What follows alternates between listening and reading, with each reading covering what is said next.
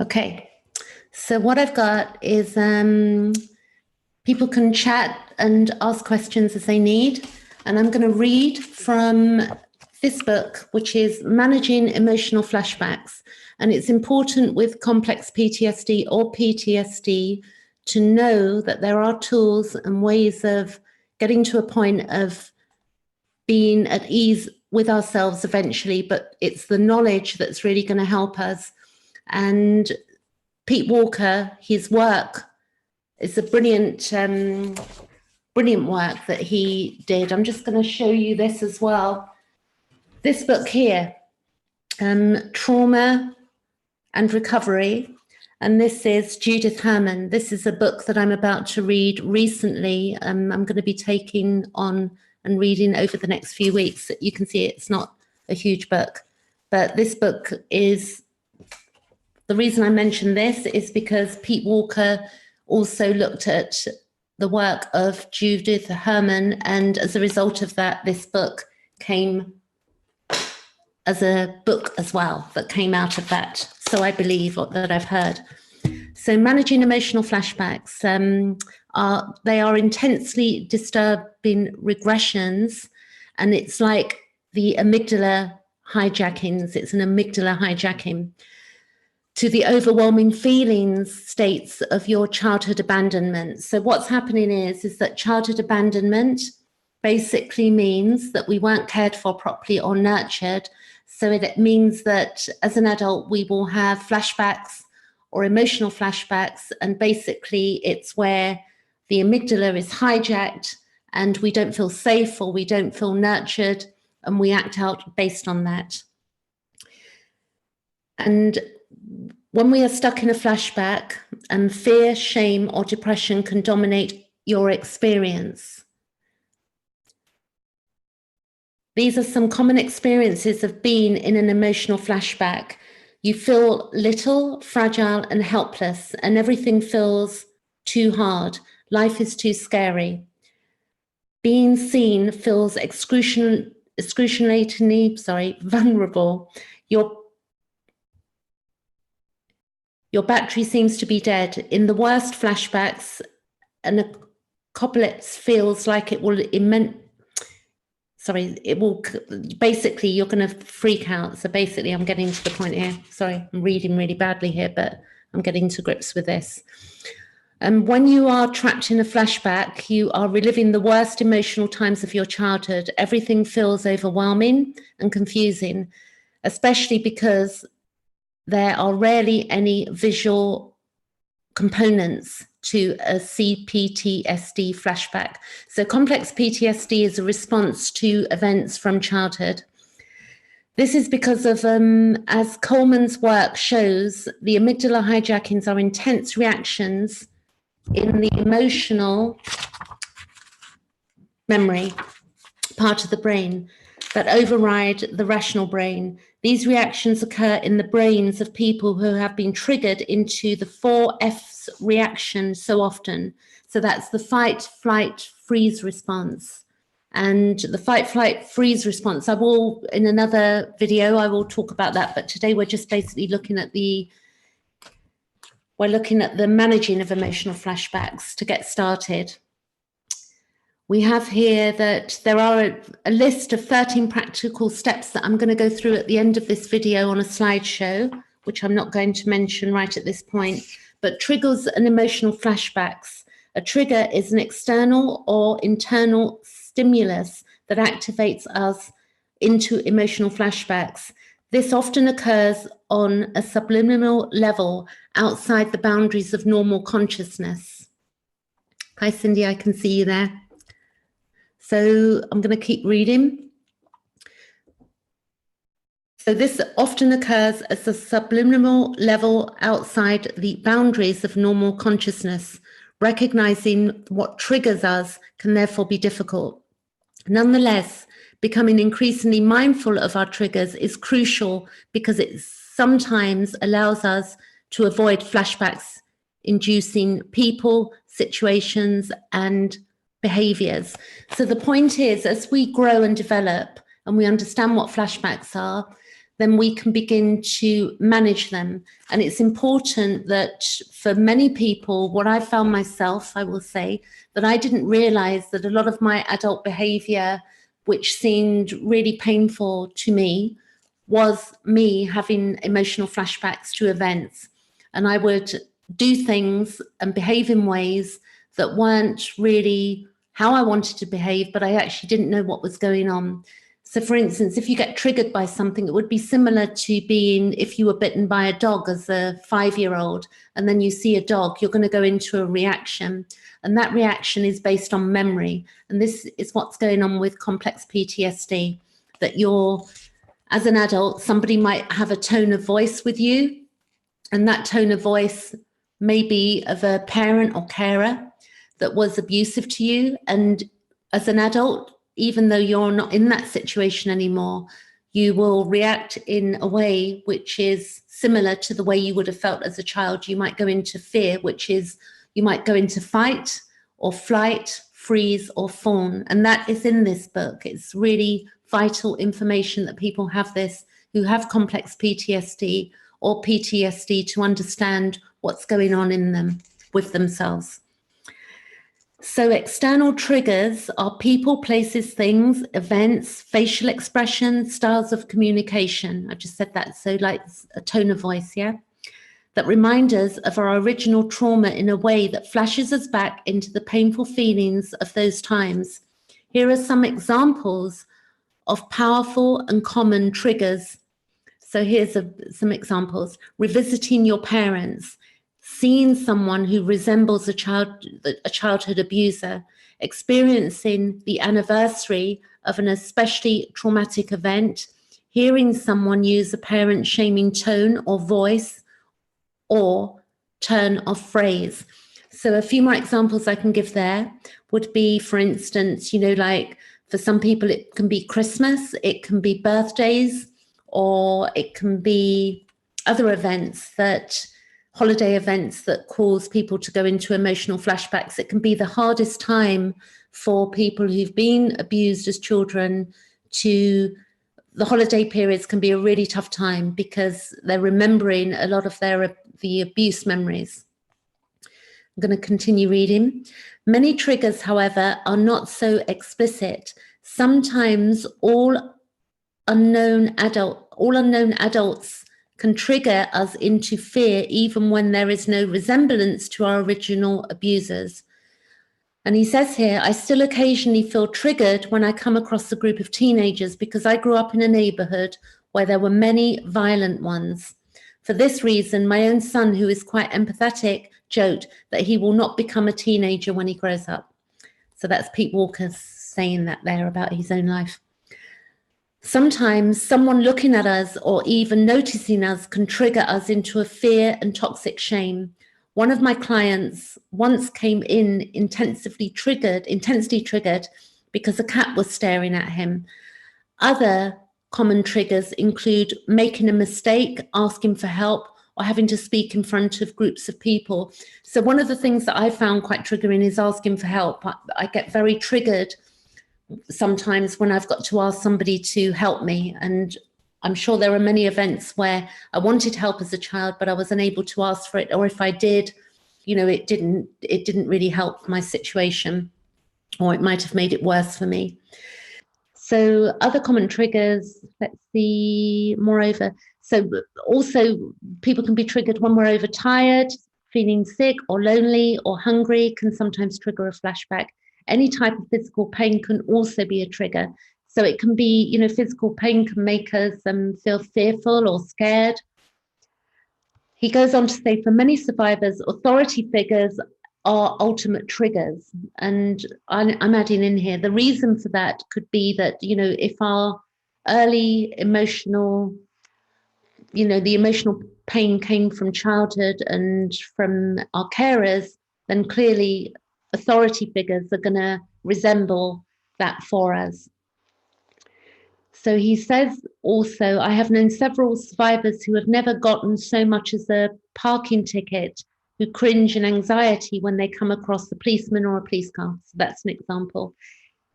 He says here, it took me decades to overcome my intense performance anxiety about teaching. Nothing could trigger me more than an upcoming teaching engagement. Fortunately, I was unwilling to give up this activity because I enjoyed it most of the time. Once he got going, I did not make any real progress beyond learning to white knuckle it until I recognized my performance anxiety as a flashback. He goes on to say also the danger of tackling, for him, talking at family dinner time, that was a trigger for him. This recognition allowed me to see that I was unconsciously terrified that my parents were going to show up and scoff at me in public. At first, my critic, labeled this as a preposterous idea. But when I started to imagine and practice aggressively defending myself against them on the drive to my teaching engagement, I soon experienced an enormous reduction in my anxiety. This experience led to me formulating a step-by-step flashback management steps above. I'm going to show you those, flashback management, 13 steps. I've got some slides I'm going to show you. Then he says that with that, any ideas about ongoing angering and the inner critic, which will be explored in the next chapter. So I could go on. I mean, this is the first one that I'm really doing of this and reading from a book. And I think that as I get more into it, it's going to be easier for me to manage the way I'm doing this. But I think that the main things are that in what we've got to realize is that a lot of our adult behavior is basically, when we've got complex PTSD, we're going to react to things based on childhood memory. So we can be very hard on ourselves when we go into flashbacks thinking that there's something wrong with us. But actually what we're doing is acting in a normal way, or acting in a reactionary way that was normal for us as a child. So the first thing we've got to do is get rid of the inner critic and start challenging the inner critic and telling the inner critic. And one of the words I'll say, which might sound a bit rude, but I've told mine for a period of time to bugger off. So now I'm at a place where, you know, I can see that I might make mistakes, like the start of this video. I've been a bit all over the place, but I'm not going to be hard on myself. I realize that I'm a human being and that we're all going with the flow and learning, and we're just, you know, living our lives. But getting to a point of managing flashbacks and knowing what they are means that we begin to come to self-love. We start punishing ourselves for being who we are. And also being able to verbally ventilate and get rid of toxic shame means that we can express to people what's going on for us and what we're feeling. What I've got next is, I read a bit of chapter 8 of this book, The Complex PTSDs from Surviving to Thriving, a really small snippet from that book. Then so unaware of reactions, I've spoken about that. The more we become aware of them, really important. And then we can get to integrate and understand what we're doing. And also that flashbacks will make us struggle with our choice making. We'll make choices based on fear or shame or toxic shame or blame, like we're blaming ourselves. So we'll make choices that maybe are not as healthy for us because of our early upbringing. So as we begin to heal, well, it also affects our health. We can have health issues as a result from having too much anxiety in our bodies. So the more knowledge that we have, the more we're going to be able to run at some point more smoothly through life. And also knowing via knowledge means that we are going to definitely 100% be able to heal this stuff bit by bit and day by day. And it isn't all or nothing. It's like some days we'll have good days and some days we'll have bad days. It's just the way it is. But the more we know, the gap closes and we have more good days than bad days. So what I'm going to do now is I'm going to share my screen. And I'm going to go to my slides here. And I'm going to show you, get rid of this here. And I'm going to go to these slides and I'm going to show you, okay, this healing complex PTSD. And what I've done is put Pete Walker's 13 steps on some slides. And if anybody watches this and they want the list, the PDF, I can give you his website, which I'll put below, and also where you can get them from. And also you can email me for a copy of it as well if you want a copy of the 13 steps of emotional flashbacks, what to do. So here goes. So we've got 13 steps for managing emotional flashbacks. And the first thing is to say to yourself, I am having a flashback. Flashbacks take us back into a timeless part of the psyche that feels us as helpless, hopeless, and surrounded by danger, as we were in childhood. The feelings and sensations are experiencing our past memories that cannot hurt us now. Number 2, remind yourself, I feel afraid, but I am not in danger. I am safe now, here in the present. And remember, you are now in the safety of the present, far from the danger of the past. And 3, we've got to own our right, own your right and your need to have boundaries. Remind yourself that you do not have to allow anyone to mistreat you, and you are free to leave dangerous situations and protest unfair behavior. Number 4, speak reassuringly to the inner child. The child needs to know that you love her or him unconditionally, and that she can come to you for comfort and protection when she or he feels lost or scared. And deconstruct eternity thinking in childhood. Fear and abandonment felt endless. A safer future was unimaginable. Remember, the flashbacks will pass. It is as many times before. Okay. Next slide. This is number 6. Remind yourself that you are in an adult body with allies, skills and resources to protect you that you never had as a child. Feeling small and little is the sure sign of a flashback. So you can watch for that. Number 7 is ease back into your body. Fear launches us into heady worrying or numbing and spacing out. And A, gently ask your body to relax. Feel each of your major muscle groups and softly encourage them to relax. Tightened musculature sends unnecessary danger signals to the brain. And breathe deeply and slowly. Holding the breath also signals danger. And C, slow down. Rushing presses the psyche's panic button. D, find a safe place to unwind and soothe yourself. Wrap yourself in a blanket and hold a stuffed animal if you want. You can do that. Or lie down in a closet, or take a bath, or take a nap. E, feel the fear in your body without reacting to it. Fear is just an energy in your body that cannot hurt you if you do not run from it or react self-destructively to it.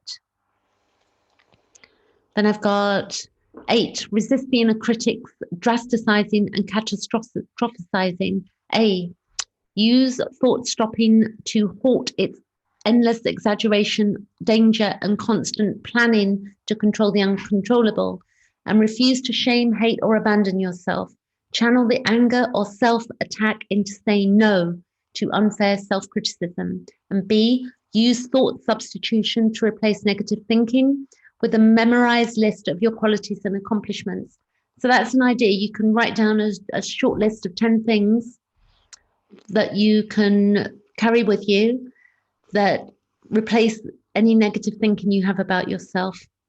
And also you can write a list of 10 accomplishments. I mean, I've accomplished so many great things in my life myself, but it's so easy for us to forget when we're having a flashback. Number 9, allowing yourself to grieve. Flashbacks are opportunities to release old, unexpressed feelings of fear, hurt, and abandonment, and to validate and then soothe the child's past experience of helplessness and hopelessness. Healthy grieving can turn our tears into self-compassion and our anger into self-protection.